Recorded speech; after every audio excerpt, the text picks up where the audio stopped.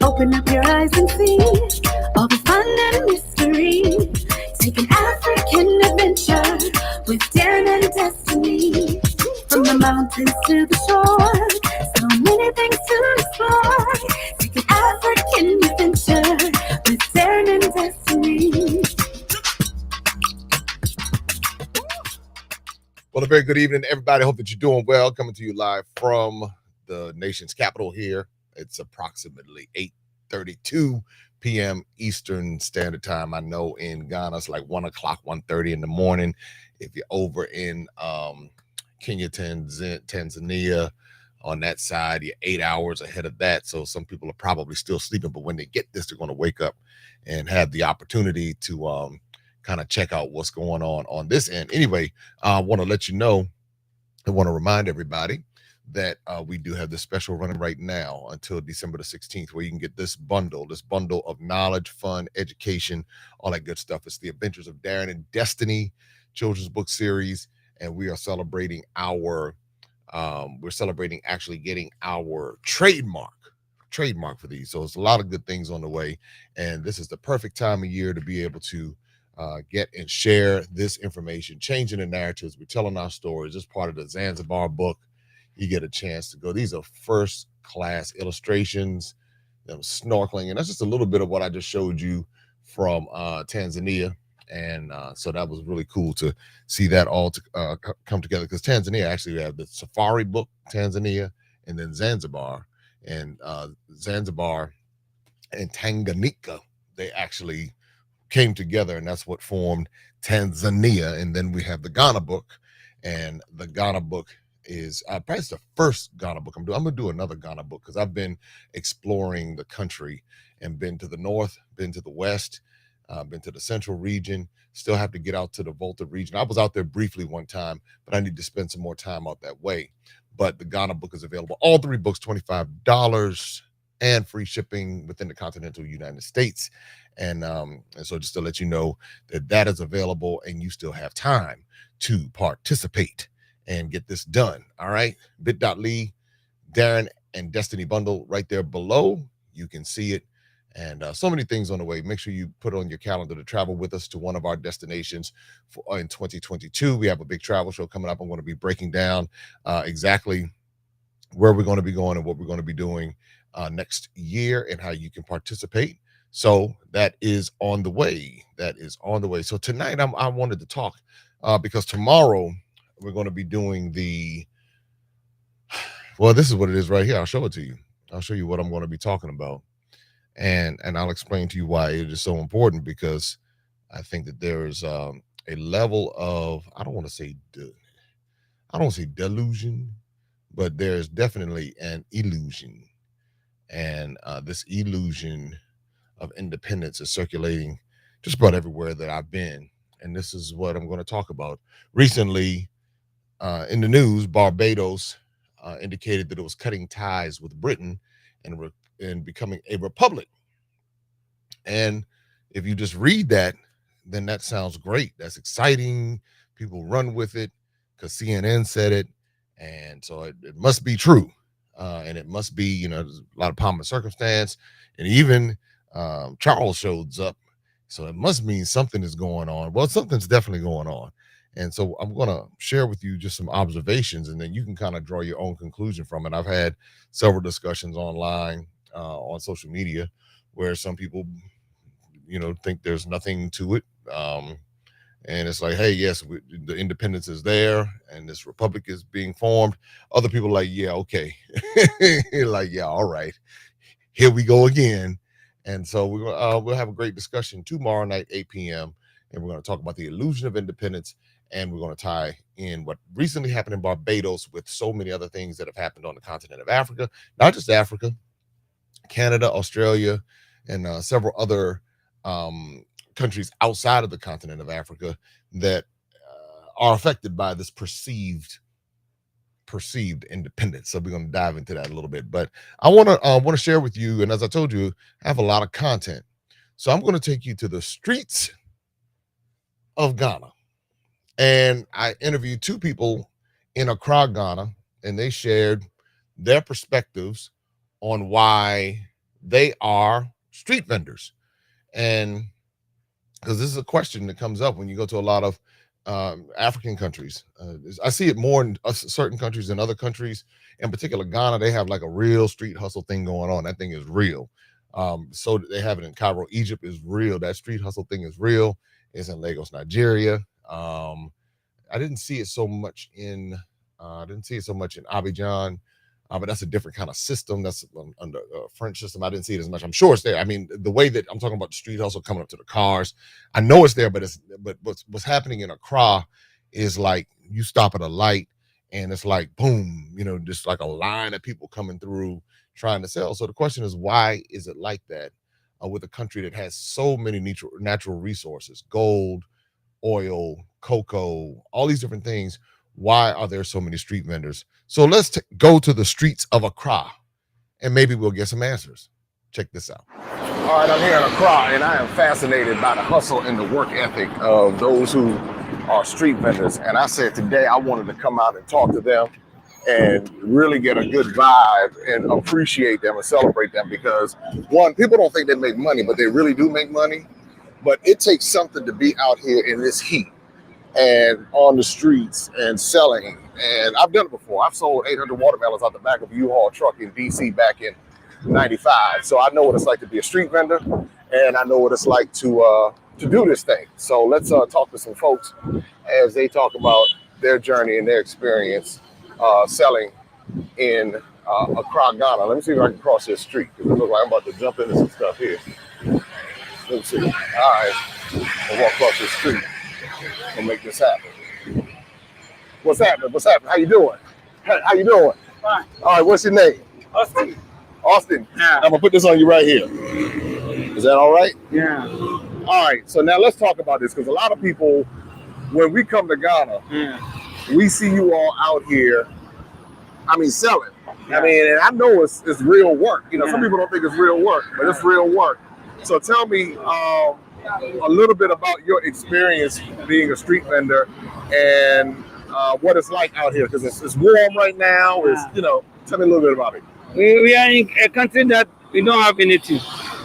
We have the mineral, but we don't have good leaders. So Ghana is like you hustle for yourself. So if you come to the traffic light, you sell something. When you sell, this is why I look after my kid. I have 2 kids and my cousins. I look after my brother in university. Oh, so you look after your brother in university. So he completed university. Even my sister have like 3 kids. I have to look after them because my sister is sick. The husband abandoned them. Mm-hmm. So I have to do that thing all for them. So the last one too is now in Legon. So we are just managing, selling small, and helping people. I'll say it so everybody understands. So being here, there are not a lot of job opportunities. Yeah. And so that's why you're selling. Yes. You're taking care of other family members in addition to your family. Yes. So how long do you stay out here during the course of a day? I'm here around 15 years. 15 years? Yes. 15 years? Yes. How many hours per day do you work? 6 to 6. 6 to 6? Yes. So 12 hours a day. And the only day I don't come is Sunday. The only day you don't come is Sunday. Okay. Yes, So I will go church. okay, you go to church on Sunday. Yeah. So you take some time off. Oh, you want to go over there too? Yeah. Okay. So you take some time off on Sunday. Yes, only Sunday that I take my time off, or I Okay. travel to my village. Okay. Okay. If I travel to my village, then that one I will go Friday. By Monday early morning, I'm here. Okay. So I come here around 5:30. Around 3 o'clock or 5 o'clock, I leave. Okay. So this is our business that we do. All right. I used to sell magazines, Time, Economist, Okay. and Time magazine. Vogue. Oh, okay. Okay. So now because of COVID, those things doesn't come. Oh, they don't care So anymore. this is the only opportunity now. We are selling Nose masks. nose masks Okay. so that if this thing goes small, then the magazine started coming. Right. Then we start our business back. Okay. I sell law book. Any books at all, I use sell. But you know what? I respect you. Yeah. I respect you as a man because you're out here selling and you're creating a way for yourself. And I Yeah. respect everybody out here. It's who's better selling. than to go and hold gun and steal someone. Yes. Yeah, if you keep your mind cool, you can get something small too. Well, you're doing it, and I appreciate you. Yeah. And here's something for your willingness Okay. to speak to me. I appreciate Okay, it. thank you. And continue best of success. Yeah. And I'm just shining light on this so people understand what you're doing and giving you a voice. Yeah. Because some people just don't, they come They in. didn't respect us, our own people. They didn't respect. They see you as. They don't know that when you are standing here, it's better than to go and. If I don't say here, I don't have any job. I have to go and steal. Right, to survive. So To survive. this one is better than to go and carry gun. But most of them see you as the same people that you are selling to them. They don't respect you. Well, just know I respect you. And just know that as people are watching, that there are a lot of people who do respect you. Yes. And sometimes we don't know the story. Yeah. Sometimes we think, well, you know, they could have done this, they could have done that. And we There's try no opportunity. Somebody will say, like, you have to go here, but where is the opportunity? There's no opportunity in this country. Always, you see them, you see, when we are standing, you see more than 5 cars passing. When they only use car to buy big cars and stay inside. They don't do anything for you. You hustle for yourself. I want you to say that again because we had the siren in the background. So you said that the people... They just pass by, take Land Cruiser, and they won't help you. Even the president will say, oh, there's no more job. There's no job. They say they are building factories. What is the factories? You don't go and give small money to some people that, oh, factory, then you say you are building factory. That is not factory. So, understood. Yeah. So, they need to help us.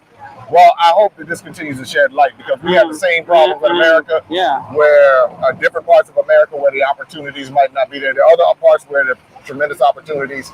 But I get it, I see it, I understand, and I respect you. Yeah. And that's why I want to be able to shine light so other people can see it as well. Okay. All right. I thank you. Thank you. All right. Yeah. Have a good day. So again, this is real. You're able to hear people's real voices on the streets talking about some of the challenges. And that's one of the things that, you know, again, one of the things, and this is something that I was going to talk about in one of my talks. One of the things that I've noticed culturally across the board, and if you go back and look at some of my videos, I said that I'm going to tell the truth. One of the challenges that I see that many African Americans have is that we're easily spooked. So fear is for many of us, not everybody. Notice it, so not everybody is our bondage. What I see in many parts of West Africa, where the bondage is acknowledging the truth.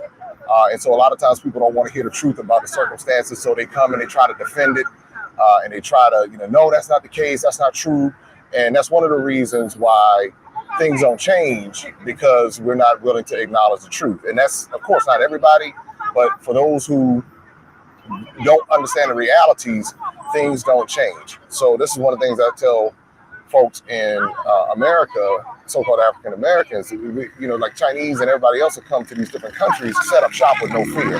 When we get over the fear of just visiting places, when we get over that fear, then we can really understand who we are. what I say to many people in West Africa, where we can start acknowledging the truth of what's going on and listening to people's stories and recognizing that everybody's story is not the same. Your story might have been one way, their story might be something completely different. But to try to shut them down and shut them and muzzle them is not going to change it. And I guarantee you, this is another effect of colonization, and it's also an effect of just dysfunctional situation. So we're going to continue to talk to more people and see how things are. So who can I talk to now? Yeah. Hey, how you doing? Oh, hey, you mind if I put this on you? I put this right here. There you go. So there we go.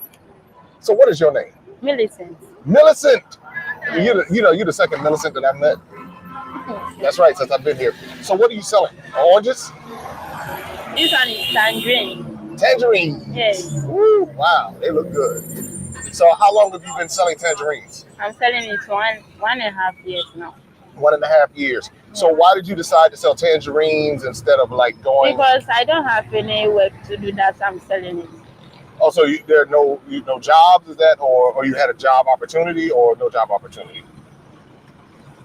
No. Or you want to sell tangerines? Yes. So how did you get into it? So when did you wake up one morning and you said I want to do tangerines? When did that happen? Like a day. Just one day, you just said. Yeah, no. Like I would sell like. Hey, you know what? She said there's no opportunities. Okay. That is the reason why she chose to sell this tangerine. That's what she's trying to tell you. Okay, so there's no opportunities, and that's why you just sell tangerines. Yes. Okay. So does this work? Does it make money for you? Please, yes. All right. No? Yes. Okay. You look like you can sell tangerines. You look like you can sell tangerines. I think you can sell tangerines. So Millicent, so you said you've been doing this 1.5 years? Yes. What time of day do you come out and start selling?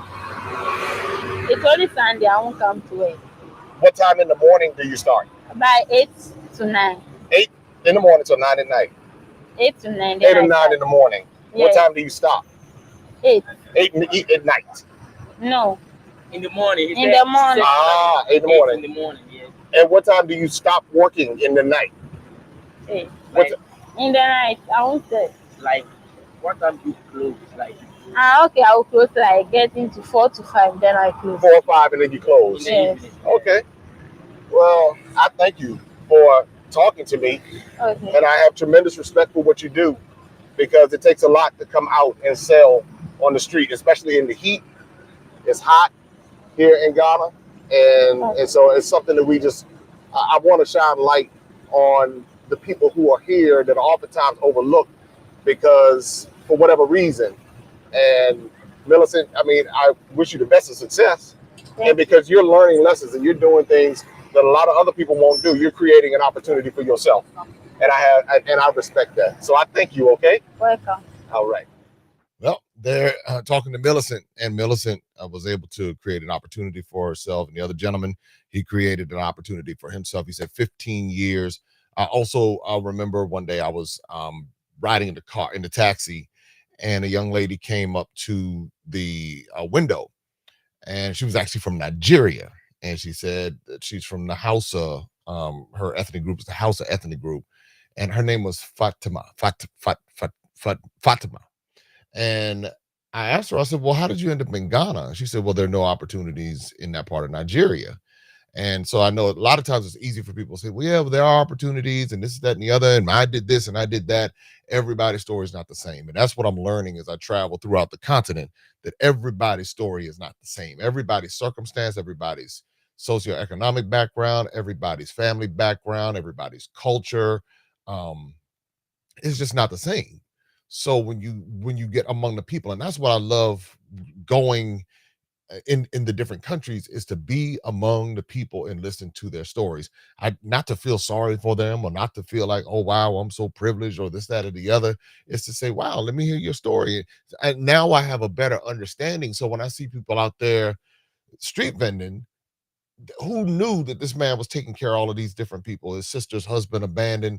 Now he's helping to take care of them. He's helping to send someone to school. He's out there in that heat. And let me tell you something, that Ghana heat around this time of year, is no joke. Let me let you know, it's no joke. It's really warm right now. But the question that comes up with this is why? Why is it like this? Why do we see this narrative so much in many different African countries, not just West African countries? I've seen it all over. Cairo, Egypt is what I saw in Cairo, Egypt was like something I'd never seen before. I was like, whoa, you have all these skyscrapers and all this wealth and all this other stuff going on. But then, like right there, I mean, when I was riding that ATV going out to the sand dunes to look at the pyramids, I mean, I was basically riding through a slum. It was like I was like, wow, this is just. So I'm asking myself, what happened here, and why is it that this continent that has all of these natural resources and really props up the rest of the world, people are struggling like this? People will go to college and get degrees, and then they will come out and they won't be able to find jobs. Now that happens in America, and then they trap you in America with the whole student loan thing. So, for everybody in Africa, please don't fool with those student loans when they come, because they're coming. It's a pimp game. It's a con game. It's, please, whatever you do, I would rather you not even go than to go take out a whole bunch of student loan debt that will have you saddled and you can't even get a job or even get a career, and now they own your life. And really, that's what many of these countries are doing to African countries. They're saddling them with all of this debt. I think I just saw something happen in Kenya with the Chinese, and they gave up a port or something to the Chinese because of this debt. And that's what the name of the game is. This is why financial literacy is so important. If you get an education, above every education that you can get financial literacy education and understand global economics. If you understand that, you'll learn how to position yourself. The problem that a lot of people have is because what we've done is we say you're educated if you have a degree. I've met a whole lot of uneducated people with multiple degrees. They're just educated in that concentration. And if that particular concentration becomes obsolete, then that degree becomes obsolete. Therefore, that education is no longer needed, and it's good to have and it's good to say. But basic life education, things that you handle every day, money, resources, time, your health, having education in those areas will trump any. You can have 15 doctor degrees, and you can have PhD, MD, DV, and this, that, and the other, and BMC, and all these letters behind your name. But if you don't know how to manage your resources, then you can find yourself still broke. And so this is something that I appreciate when I see people, just in the different places, understanding that on a basic level. I wanted to help everybody understand as we get ready for tomorrow night. Help everybody understand why it's like this. And this kind of ties into the illusion of independence. And without going into too much of tomorrow night, that's the illusion of independence, because when any one of the countries that decided that they wanted to be fully independent normally suffered on an economic level, trade, military support. That's where you get the different coups and all this other kind of stuff going on. I asked someone who was very well versed in West African affairs, and I said, well, why are there so many coups? Why, what's the deal with this? And the person said plainly, a coup is less expensive than an election, because basically all an election just does is just switch over, overthrow the particular government. But if you notice something, that even when they had those coups, that the government structure stayed the same. If you notice that, it stays. They might try to be authoritarian and everything, but it's to a point. It's to a point, which once again goes to the fact that these countries really aren't independent, because even when a coup takes place, they still have parameters that they have to stay within, and then everything is happening behind the scenes. What reminded me of this was when I was learning about Dr. Kwame Nkrumah, who was the first president of Ghana, which was formerly the Gold Coast. And Ghana was basically a leader in the independence movement during that time back in the late 50s. And so when we were going through his mausoleum in the museum, and just kind of learning about his life, you could tell that he was a very smart man. But I don't know, anybody who watches my channel, you can kind of figure out I always kind of go beneath the surface. It's like, okay, that's what y'all are telling me right here. But I'm looking at themes and I'm looking at different things and I'm saying, okay, very interesting. So what I noticed about Kwame Nkrumah is that he was a master politician, if you will. And when I say politician, from the standpoint of he knew how to finesse everybody. You had Churchill, you had Kennedy, you had Elizabeth, you had Khrushchev, and you had the Chinese president. He was rolling with everybody. So he was so smooth with it that he even pledged to a black fraternity, came to America, went to school, and pledged and became a Sigma. And so I'm saying now he's finessing this whole thing. He and King were close. He and Castro were close. You know how? So you got Kennedy, Castro, Khrushchev. I mean, you're looking at all of this. Elizabeth. He understood some things about global politics, and there was a coup that overthrew him. And he was also tight with W.E.B. Du Bois. And a lot of people don't realize W.E.B. Du Bois is actually buried in Ghana, took up residence in Ghana. And a lot of people don't realize that W.E.B. Du Bois was practically in exile because the United States government kept messing with his passport. And when they finally had because it was talking about bringing up charges on him. And so when he had the opportunity to get out, he got out. And so that's what happened there. He passed away before a lot of things took place. But when you start looking at how fascinating it is, it's like, wow. So when they were ready to get rid of Kwame Nkrumah, because they were trying to kill him, but they couldn't for whatever reason, they sent in a coup. And so the coup was funded, sponsored, backed by the United States. Yep, good old USA. And so with that, when that happened, it looked as though there were there was an African overthrow. So there was supposedly other Ghanaian or Gold Coastians, I don't know what they called themselves before the country of Ghana was formed. But so at that point, it appeared as if he was overthrown by another African person. But really who was doing the dirty work behind the scenes was the United States. And I'm sure some others had their hand in it. And Kennedy was so Kennedy was so, I don't know what the word, but he gave Nkrumah a Cadillac. I guess the black man in the Cadillac transcended borders, transcended continents, black man in the Cadillac. So when you go, you'll see the Cadillac right there and a gift from Kennedy. And so I found that to be, we kind of chuckled about that. But one thing I found fascinating is that whenever someone stands up and truly stands up, someone comes to shut them down.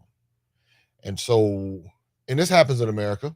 This is the system is globally charged across the board. You'll find the same thing happen. I mean, you understand, King and Nkrumah were tight. They were rolling around that same time. I think Nkrumah was a little bit older than King, but because King was born in 29, I think Nkrumah was born it might have been a little considerably older, actually. I have to go back and look at the dates, but it doesn't matter at this point. But you begin to see how during that time you had a similar movement going on in America, but then you had similar things happening on the continent. You had it happening in Ghana, you had rumblings happening in South Africa, you had things going on in East Africa, you had stuff happening up in Egypt, you had a lot of different things going on, and it was this thing where they were starting to lose control, meaning the colonizers were starting to lose control of their interest abroad because of the cost that was attached to it. You're trying to keep all of these people in check. That's going to require military force. That's going to require a lot of different things. And that's one of the reasons why you see these non-indigenous systems in place. One of the two of the best ways to control the minds of people, education and religion. So if you can educate the people from birth And if you do that, then you teach them what you want them to know. And then as you teach them what you want them to know, then that's what they begin to recycle throughout the culture. And so that's education. And so then if you come in and you say, all right, I'm going to bring my religion, it can be any religion. It could be dog worship, cow worship, pig worship, man worship, um, anything. And because I often wondered the role of all of these different things in society and how it works. So if I come in, it's kind of like uh, uh, uh, when a very popular radio station mogul here in the United States, whenever this person would pick up a new radio station, this person would go in and clean house. So in other words, wanting to bring in a new culture, get rid of the majority of the people, bring in a new culture versus trying to keep the old culture there. And now you're having to fight all of the different things in order to put in place what you want. Same kind of philosophy when it goes into colonizing. You want to go in, you want to erase as much of the old culture as possible because that's a resistance. Old culture is going to resist new culture. So you go in by force or coercion or manipulation or however you need to do it. And you go in and you say, our way is better than your way. Our way is right. Your way is wrong. You get enough people who look like the people who you're trying to control to tell those people that, you know what, they're right. Their way is right. Our way is wrong. We need to change. And so when you have enough of that going on, then that's how you begin to change the cultures. That's why you would have and I'm just using Africa as an example, and we could even go to the Caribbean with it, because you see the same players on every level. You see the British, the French, the Dutch, the Spanish, um, the Portuguese, Belgium got their hands in there at different points. So when you start seeing this, you can see the different cultures and how they impose themselves. So when I was in Cote d'Ivoire, and they were saying, hey, what happened there is that they got to the people to the point where they said, France is your home and this is not your home. Now, some of my francophone folks, let me know if that's accurate or not. That's just something that I was told. So I'm just, francophone folks can tell me if that's the case. But basically what happened in that instance is where it was like an attempt to completely alter the mind and the natural pattern of how the indigenous people were operating. And so now they are believing that they're French in their minds, but they're really not French. They're French. It's just like a blend, kind of sort of French culture. It's kind of like the Dutch with the Afrikaans down in South Africa. You see where there was this infusion and expulsion of culture, which was really interesting. I encourage everybody to watch the interview that I did today or released today with Malia. You'll see it in the video from North Shea, and she talked about how her great grandparents actually opted to leave, to migrate from the border of what is now Togo into what is now Ghana, because they felt that the British rule was more lenient than the French rule. The reason why all of this is important is because we're all affected by it. The fact that I'm speaking to you in English right now is a result of all of this. The fact that that the ethnic mix that I have is a direct result of all of those different things that were occurring. But culturally, it even plays a part, because now here in America, I'm able to see how we have been impacted culturally, because for most of us in America, we identify as being Black because of our experience in America.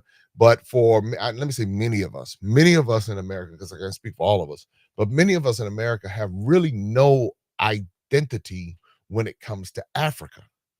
And so we'll feel it because we'll see, hey, it's something that we do, and we're trying to find and connect, and we're trying to, we're doing all these different things.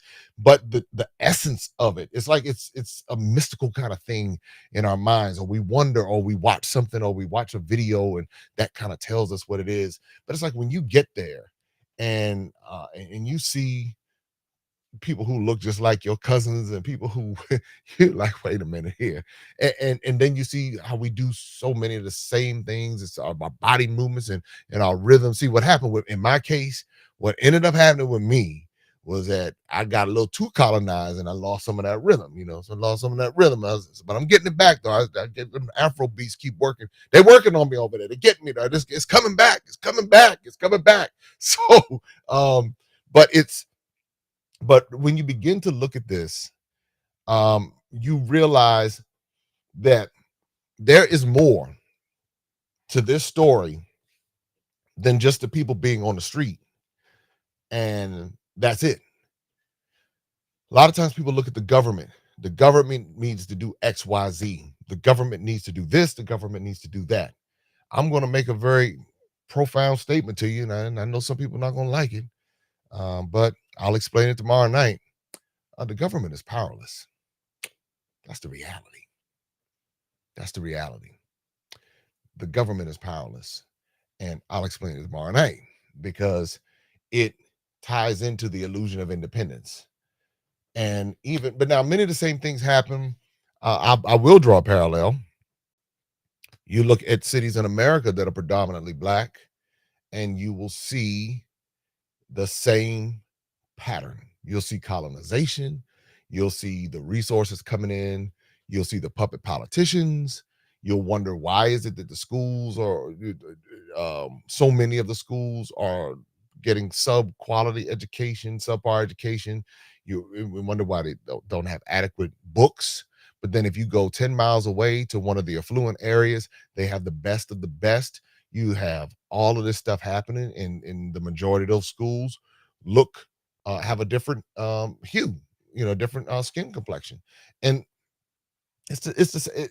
when we think that it's different, but it's really very similar. It's just in America, we're here just by default because of the massive debt opportunity and the massive debt load that America has, which props up a fiat currency, which props up an illusion of wealth, which is a whole nother conversation about America. But it's like you have where just by default, you have African Americans who are going to have access to more financial resources. But the reality is many of us don't know what to do with the resources. Many of us do, many of us don't. If we really understood the power that we have with our resources, then that would be the threat. But because so many of us don't recognize the power and we have been used as a consumption base, we have been trained to be consumers. So on the continent, many people have been trained to be workers and they're in survival mode constantly trying to sell tangerines and sell nose masks and trying to do these different things, whereas in America what has happened is we have been trained to consume. So that's why we can get access to easy debt, not have jobs to pay for it. A lot of us they put certain things in our neighborhoods, liquor stores on every corner, churches on every corner, because churches are consumption based too. Quiet as kept, you might be giving, but there's a consumption that's happening in that environment in many cases. So there's this the carryouts, the food, the clothes, the drugs that are imported. Of course, all communities use drugs.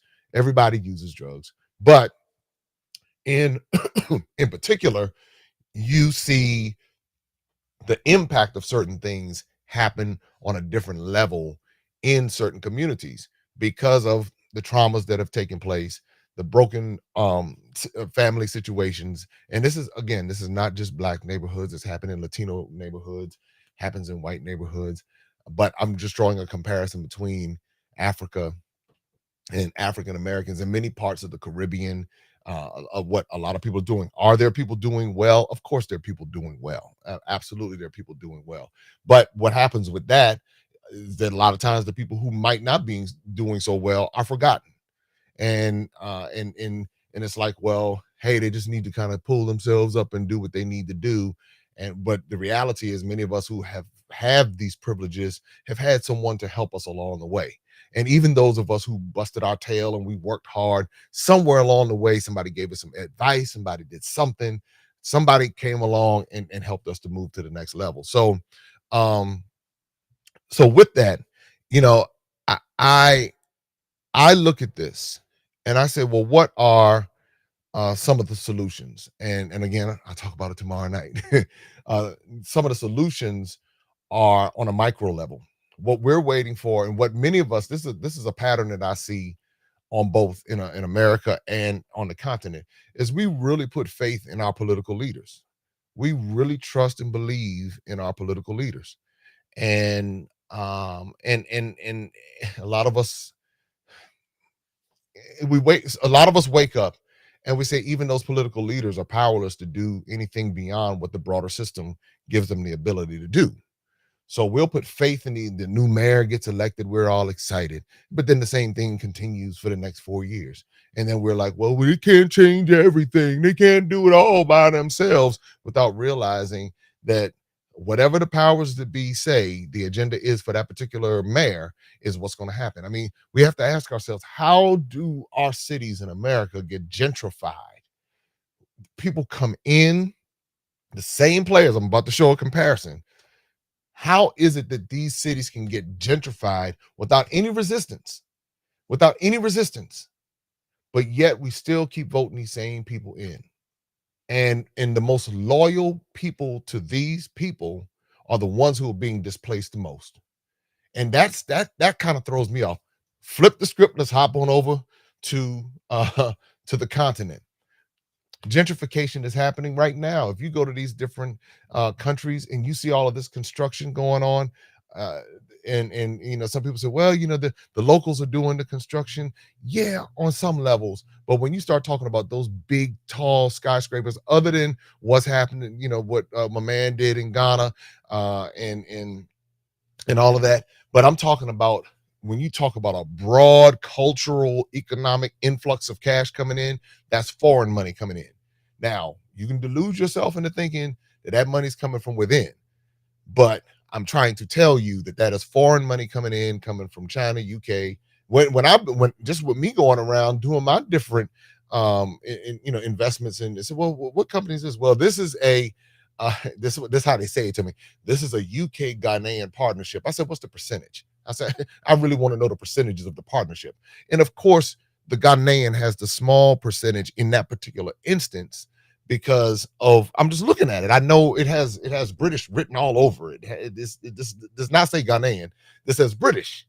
And so I'm looking at it and I'm saying, oh, okay, so that's what's going on here.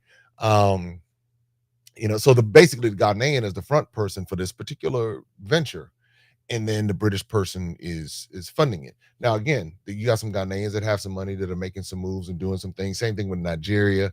I think two of the most fascinating people that I've met are the Nigerians and the Ghanaians, because they have a hustle, they have a work ethic, and they know how to navigate around a lot of these different systems. But then on the flip side of it, some of the most frustrating things that I've heard have come from some people in those same groups, just like some of the most frustrating things I hear come from so-called African Americans. So it's just that's why I've learned to take it case by case. Again, you'll always hear me say take it case by case. I'm not going to blanket any group of people, but if we're going to see any change, it's going to be on the micro level. Everybody was waiting. I mean, this is the thing I always get kind of, every time about first black president, first black this, that, and the other. Whenever I don't even say that anymore, because I realize that's another form of white supremacy to say, okay, because you got black presidents all throughout Africa, and nobody talking about them. Been black presidents forever, but somehow when it comes to the United States, that's supposed to be saying something. But all those presidents that have been, all of the genuine presidents that have been believing they can get in a position and make changes in their countries. And there's some countries right now where the presidents are making some moves, like in Rwanda, and you see where there are positive changes that are being allowed to happen in Rwanda. And I'm certain it's because there's a lot of economic investment going into Rwanda, and there's also a plan for Rwanda, but that a lot of people are not aware of. So that's why you're going to see it getting cleaned up, and you're going to see a lot of positive things in that sense happening in Rwanda. And I will let everybody know, West Africa is being gentrified, and that's where the frustration comes from. Some people didn't like when I did my video and I was saying, hey, look at all this construction going up. just kind of pay attention. And they're like, well, we know what's going on. And this is like, you're missing the point of what I'm saying. I'm not saying anybody's dumb. I'm not saying anybody's stupid. I'm not saying any of that. What I'm saying is, having lived through what I already see happening, having lived in Washington, D.C., having been here 40 years ago and watched D.C. go from where you could get a house for $1 on New York Avenue. Now those houses are selling for $1.5 million, $2 million. You can't buy dirt in D.C. for $1. When you see the same pattern happening, because that's what happened back in the day. People like, oh, no, ain't no big deal. Don't worry about it. Now they're trying to figure out, how can we get back in the soul mom and them house? And oh man, look at what done happened. And it used to be Chocolate City. Now it's Caramel City, and we can't get back in. And so I'm saying, I see the same pattern happening. So dismiss it if you want to. But again, when you see patterns, you live long enough, you begin to see patterns happen over and over again. And systemically, I see the culprits now. I couldn't see the culprits before because I didn't understand it. But part of it is this education that we are allowing our children to be taught, this miseducation, this partial education. We're trying to have them with this kumbaya education, this revisionist history education. This education is like not education because it's distorting things so much. And it's important for us to be able to go and say, listen, let me teach my children for myself. That's on a micro level, but that's going to require you to go learn for yourself. This is why I say, when you go to these different tours, that you have some basic knowledge of what you're going to see, because I see a whole lot. I see Black folks go to Egypt and come back as whitewashed as they could be, and just think, I went to Egypt and saw the pyramids. And like, do you understand the significance of what Egypt means? What Egypt shows us in the depth of it? I didn't even understand it, because again, I'm focused on pyramids, which are really spectacular, but it's deeper than the pyramids. When you go to, the Whitney Plantation in Louisiana, when you go down to Brazil, fellas, when y'all going down to Brazil, instead of going down there chasing tail and all of that, because I know when you go to Rio and Salvador, and you'll go over Cartagena, and y'all on that time, take a day just to stimulate your mind outside of that. Just take one day, just to say, let me not be that guy on this day. Go and learn something and enrich yourself on that level, because you'll start to see a pattern. And when you begin to start to see this pattern, it helps you show up differently. If you want to show up differently, some people don't want to show up differently. Some people are cool with just had the status quo and how it is. But like I was telling Forson, if you begin to learn how to position yourself differently, once I started understanding this, I show up differently. When I come on the scene, I'm not coming on the scene just, hey, I know how to have fun, party, and all that. Everybody who knows who go on my tours, I know how I can cut up with the best of them. But at the same time, I'm also learning, and I don't lose my ability to recognize what's happening around me.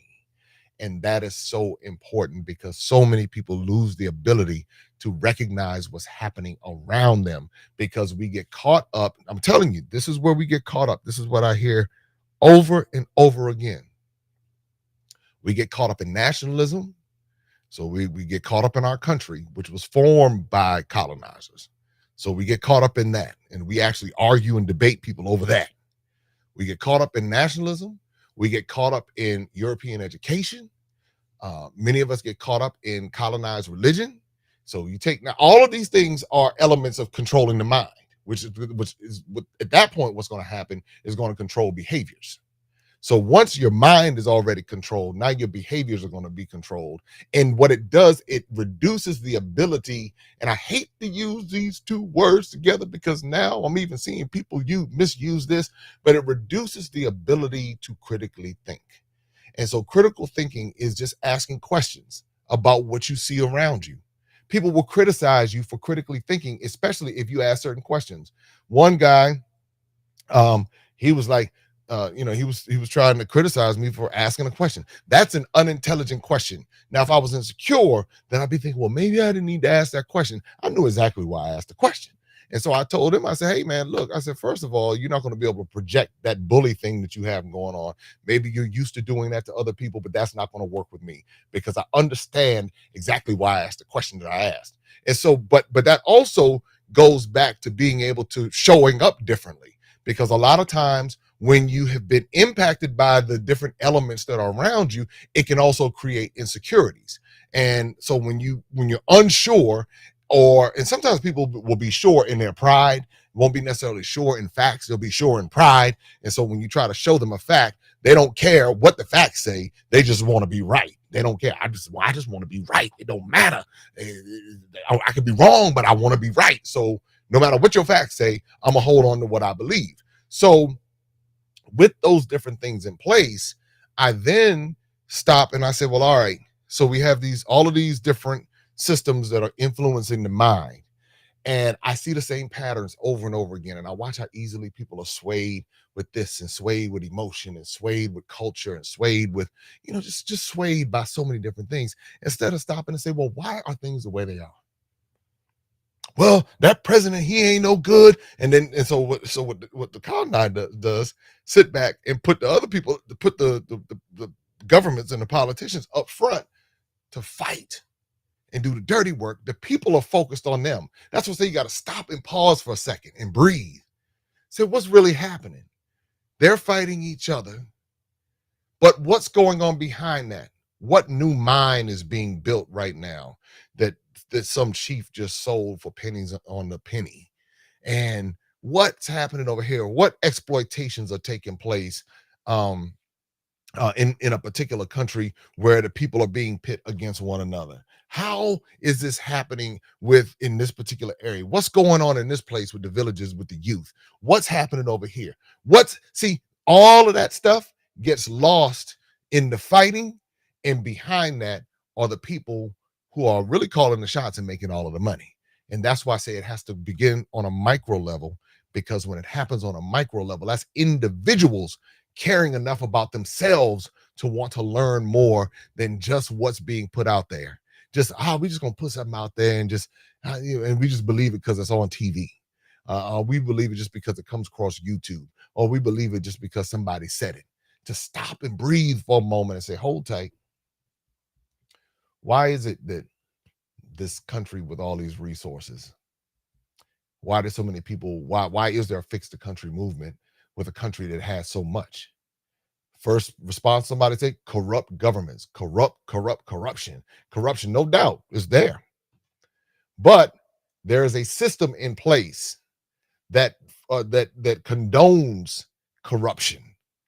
And when you go to that system is not indigenous to those people. That's what I'm saying. And when you begin to start looking, like I said, I'm gonna dissect it tomorrow. I'm gonna give a little dissection tonight. But when you look at the broader system, you see that the system creates the behavior, which is the corruption. And it's always, if it's timeless, people greed trumps skin color every day. Greed doesn't care. The history of the continent of Africa was not black and white.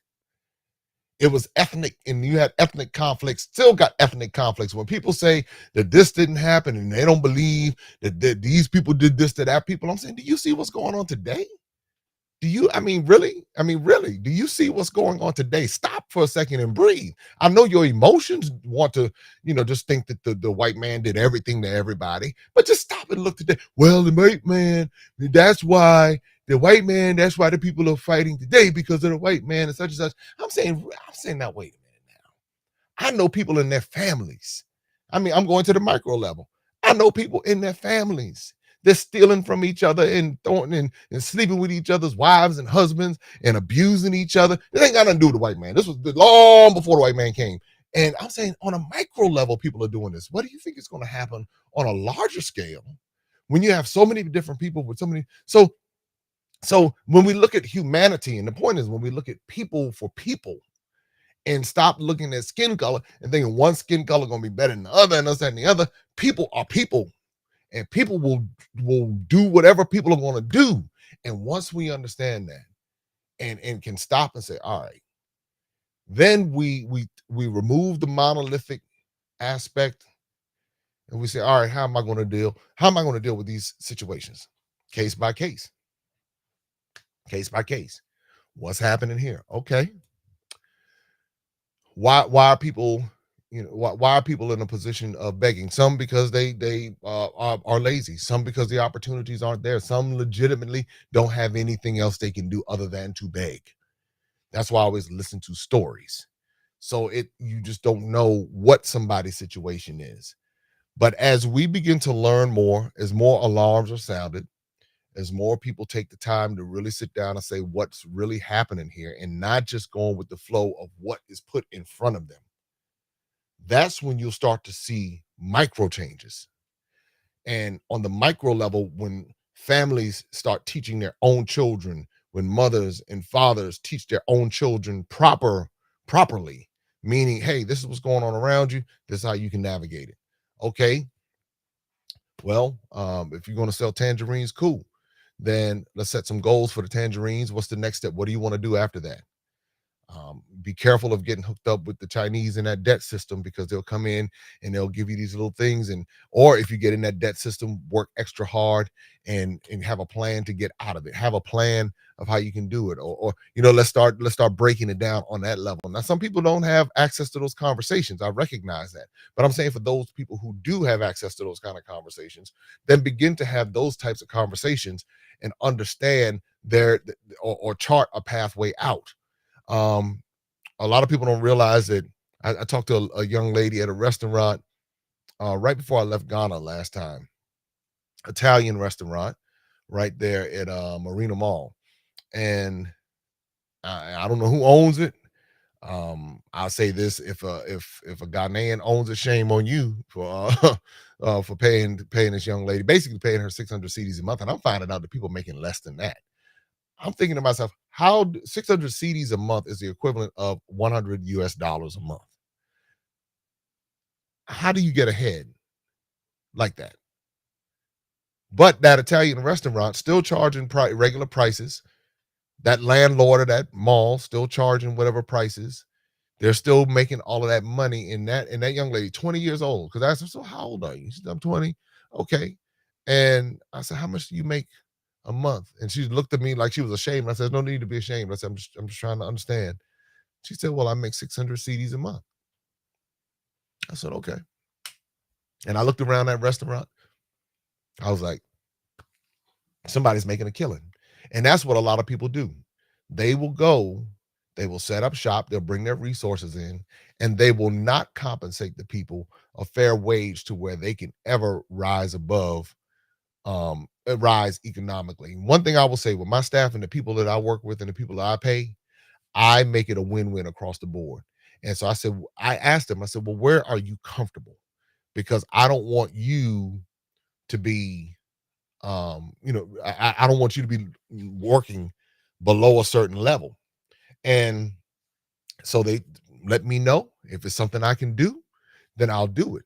And I've been able to do it. I've been able to make sure. And so my thing is to elevate people, because you can still make plenty of money. You can lower your labor cost, but you don't have to lower it to the point where it's slave labor, because that's where capitalism comes in. Greedy capitalism comes in, and now it basically has the people. It's basically another form of slavery. You have physical slavery, you have chattel slavery, then you have economic slavery, and that's where you're paying the people just enough to survive.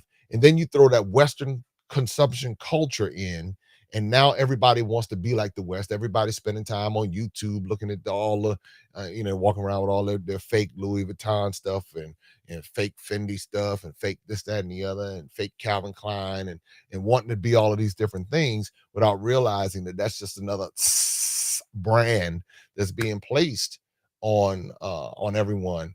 And so that, but again, that consumption culture comes in. And so those 600 CDs for the month, now 250 of those are going towards the, trying to consume out of this. I'm just giving examples of how this Western culture creeps in. Whereas if you're serious about breaking free from it, there's some sacrifices that would need to happen. And the way that local culture is, obviously you can survive off of 600 CDs a month because people are doing it. but it's being able to resist the temptation of the West and wanting to do, and when I say this, meaning wanting to be so much like the West that you keep yourself broke. That's what happens to so many people in the West. Over in America, you got people who have all these big time jobs making $100,000, $200,000 a year. That's like 600,000 CDs or 1.2 million CDs a year, and but they're still broke in their homes, and they're still bouncing checks and trying to figure out how to make ends meet. They couldn't come to Ghana if they wanted to, but they make all of this money because because they have been this consumption base, and that's what you see happening in I talked about that was happening in West Africa in the pay scale, but then what you see happening in America is something very similar when it comes to the consumption. We want the cars, we want the houses, we want to look successful, we want to be seen, we want people, and I'm using this as a generalization, it's not everybody. And but then the illusion comes in is when we go to Africa, everybody's thinking that the so-called African Americans are rich, and then you come here and you see they might be credit rich or something like that, but when you really get down to the core, many of them are not. Now, a lot of us are. Don't get me wrong. But that thought that African Americans are rich because of what people see on TV, and turn off that TV, understand that we're fighting the same battle. We're trying to navigate this stuff, and that's why it's important for us to really, on a micro level, start shifting the way that we think. So that's what I got for tonight, and I just wanted to give this to everybody because I'm going to keep talking about this stuff because I did not spend really the greater part of the past 3 years of my life. Even though 2020, it was the latter part of 2020, I was able to get there, but I've not spent this time among the people, and it just because I went over there and I want to show a couple pictures. There are a lot of lessons. I'm an educator by nature. I'm not a formal, let me say, I am a formal educator. I'm just not a traditional educator. If you go back through my history, I've been educating since I was a teenager. All of my friends and everything would talk about. Remember when you would talk about this back in the day? Remember when you warned me about student loans back in '95? I'm like, 95? I warned you about student loans in '95. Yeah, you warned me about the student loans, and I'm still paying on them. Here it is, 2020. I said, you didn't listen, did you? But it's all of these different things, and one of the reasons why I can do what I do is because I don't do what everyone else does. I don't go with the status quo. I've sacrificed for many years. I drove an old truck. I drove a '94 Chevy Suburban, where many of my contemporaries were driving $100,000 cars, moving in multi-million-dollar homes. For me, what I decided to do, that I was going to spread my real estate out. So instead of me putting all of my money into one house, I said, you know what? I'll give me a nice house that does what I needed to do. Before you know it, kids will be grown, gone anyway. And I will go buy multiple homes in multiple places and do multiple things. That was for me. And that has worked very well because now at a relatively young age, I'm able to do things that people 30 years older than I are able to do simply because of how I position myself. And that's what I try to encourage people to do. When I was talking to Forson, I said, Forson, listen, if you learn how to position yourself at 23 years old, then by the time you turn 30, now you don't even have to do, I had to do trial and error because nobody taught me along the way. I had to just fumble and mess up and all of that. I said, but if at 23, you understand what's going on around you and you understand how to position yourself, then you'll blow light years past the person who's believing in these systems and who's waiting for something to change. It's like, you got to change it for yourself. If you don't change it for yourself, nobody's going to come along and change your circumstances for you. Or if they do, they're going to want something in exchange. So once you understand how to change your circumstances for yourself, and even if you got to work 20 hours a day for a period of time, even if you have to sleep in your car like what Forson did, even if you have to do that for a period of time, that will give you the momentum. It will give you the momentum to be able to change your circumstances. Because one thing about money and resources is that it knows no ethnicity. And so if you have it, then it can open doors for you that or if you have the ability to, some people have the gift of, I know a lady, she doesn't have like a lot of financial resources, but she somehow is able to get people to give her their resources. I don't know how she does it. It's truly a gift. I watched her do it. I said, wow. But however you are able to do this, you position yourself. And this is what I say to the young people. Stop waiting for the government to come in and rescue you. The government is not going to come in and rescue you. Anything they do for you is going to be minimal at best. And when people know that they have you with your arm behind your back, they will come and they will exploit you. They will manipulate you. They will talk trash to you because they know that's what they can do. Once you resolve in your mind that you're going to change your circumstances for you or your family, then you will do whatever it takes in order for it to happen. Sometimes it just takes sitting down and educating yourself about the system that you're in. Sometimes it takes sitting down and saying, okay, I need X amount of dollars and figuring out a plan. How much money do I need to get to this next step? Sometimes it's that.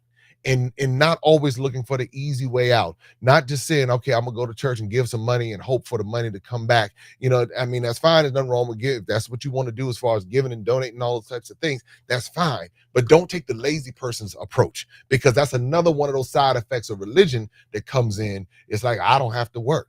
I just got to do, if I just give you a little bit of money, then I'm just waiting for it to come back to me triple fold just because I gave you some money because you said, give me some money. But then when you start reading a little bit more, you know, a lot of people talk about how faith without works is dead.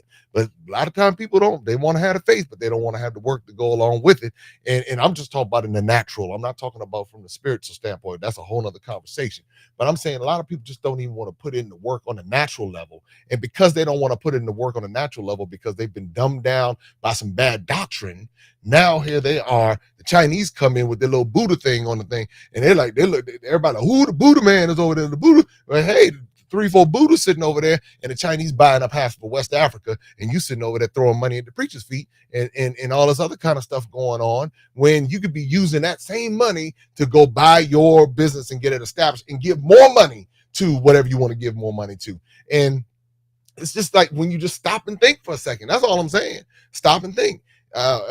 Some people say, well, you know, I'm wealthy because I gave to this person and that person.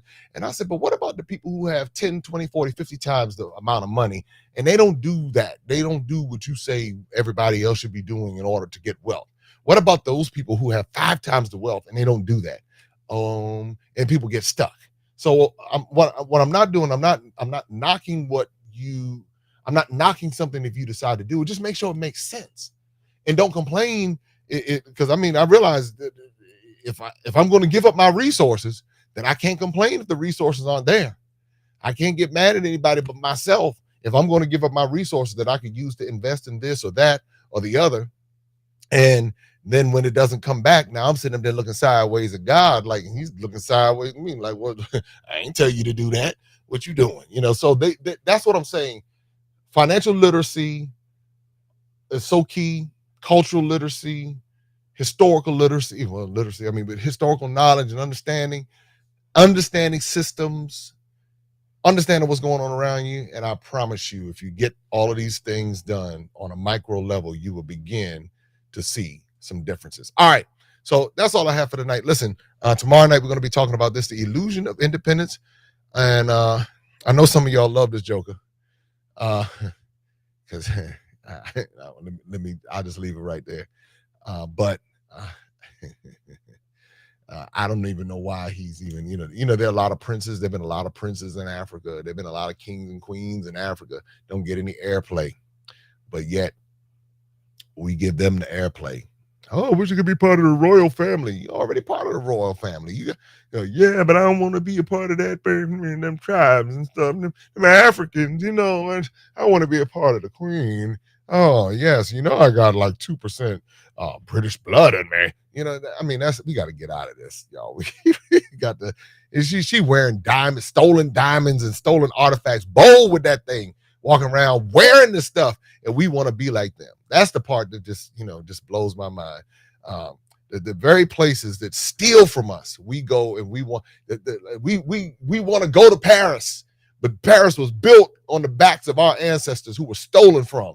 And this is one thing, and I'll leave it at this: the ancestors that in West Africa and East Africa and South Africa and Northern Africa, wherever they came from on Africa, are the same ancestors that we have for those of us who are part of the African diaspora. Those same ancestors. So everybody's thinking, well, they were taken away, but it's the same people. Those were somebody's same great-grandmother, great-great-grandfather, great-great-great. We all have that connection. And so we all deal with the same exploitations, just in different parts of the world. So as we begin to wake up to it, then that's when things begin to change. Hey, make sure you pick up The Adventures of Darren and Destiny, the bundle. There it is, all three right here, $25 plus free shipping as well until December the 16th. See you tomorrow night. Looking forward to breaking all of this information down tomorrow night right here on Maximum Impact with Jay Cameron, talking about the illusion of independence. Tell a friend, be sure to like, subscribe, share, all that good stuff, and the dates for our trips to Ghana, Tanzania, and Egypt for 2022. On the way, I'm going to be doing a travel show coming up in a couple weeks, so stay tuned for that. But in the meantime, check out this jingle I wrote for The Adventures of Darren and Destiny. Open up your eyes and see